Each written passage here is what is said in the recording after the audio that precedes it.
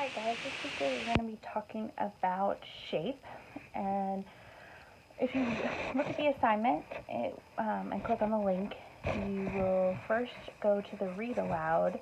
When a line bends, a shape begins.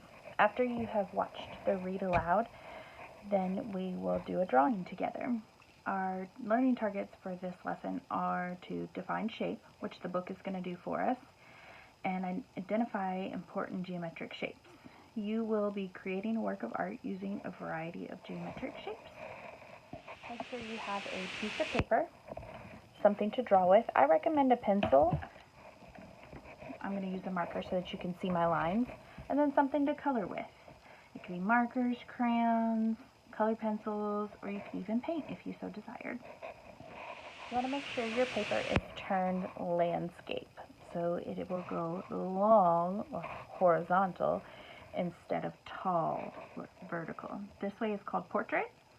This way is landscape. We're going to start by tracing a circle.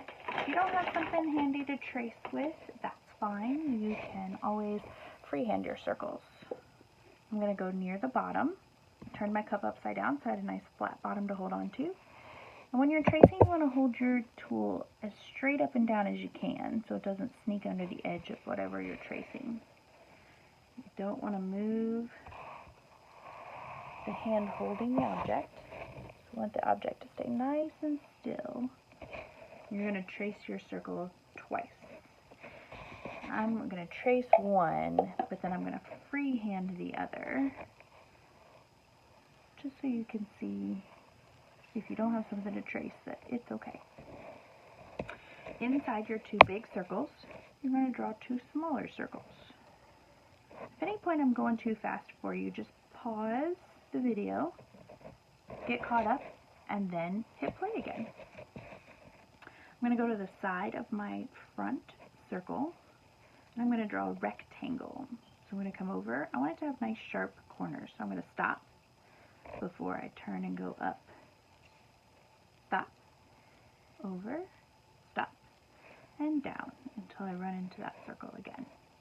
I'm going to do the same thing to the back circle. But the cool part about this is that I don't have to draw this middle line again. So I connect my two rectangles here, and then I go up to the top, and I go over, and I stop, and then I come down to the tire. Now on top of my rectangle here on the left, I'm going to come up, come over, and the top line is shorter than the bottom line. So the top line's short, the bottom line's long. I'm going to connect them with a diagonal line. So I'm going to touch the top one and come all the way over right to where those two rectangles met. Now we started with our biggest shapes, and we're going to work our way smaller by adding the details. So inside the shape I just drew, I'm going to draw a smaller triangle. Make sure they touch.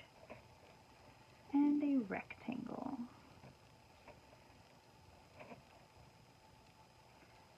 On the front, I'm going to draw a small rectangle. And I'm going to come down here and I'm going to draw half a circle. I'm going to repeat that right outside of it, just a little bit bigger. I'm going to do a similar technique down here, but with a square. So I draw a small square all the way at the bottom. I'm going to draw another square around it. And then right under my triangle here, I need a long, skinny oval. Alright, by now you've probably guessed that we have drawn a tractor using our shapes. Now this is the part where you get to turn your tractor into your own work of art. So they all pretty much look the same right now, but you get to add your creative details to your tractor to make it different. So you could include some smoke coming from your pipe, but you don't have to. In my 9 a.m. class, I noticed that someone had drawn a person inside their cab, like the farmer was driving the tractor. you could include more shapes. We definitely want to do a background. So your background can tell a lot about your picture, like where the tractor is. Maybe he's out in the field, maybe he's driving into the barn. It can tell you about what the weather's like. So if it was raining, we would see raindrops in the sky, or snow falling. It might be a bright and sunny day. So I want you to decide where your tractor is and what your background's going to look like. Notice I'm using my whole piece of paper all the way to the edges. So when I drew my ground here, I went all the way from the edge of the paper over to the tire. Then I jumped over the tire, drew another line, skipped the tire, and drew this one all the way over to the other edge. I have two examples with different backgrounds that I can share with you. This one's not colored, but you can see it's fall.